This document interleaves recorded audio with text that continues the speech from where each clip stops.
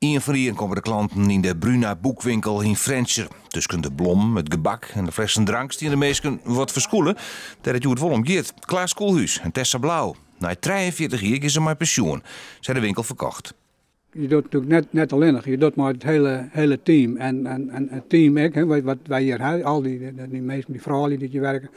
Ja, ik ben al die boekenwormen, om zo maar te zeggen. En daardoor, ja, die ben ik enthousiast. En ik in de verkoop van boeken. Want als je een boek lezen en je wordt er enthousiast door.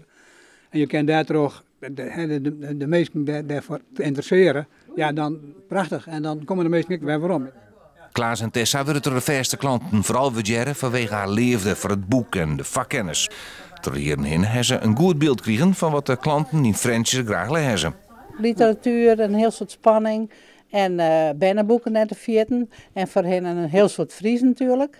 Maar ja, dat neemt wat al, jammer genoeg. Alleen de Friese bennenboeken, dat is weer helemaal goed. Pol is altijd bezocht de Friese literatuur te promoten. Toch het Friese boek een prominent plak in de winkeltje aan. Klaas en Tessa hopen dat haar opvolgers dit terugzetten zullen. Voor haar zit het werk erop en kan het boek met een goed gevoel dicht.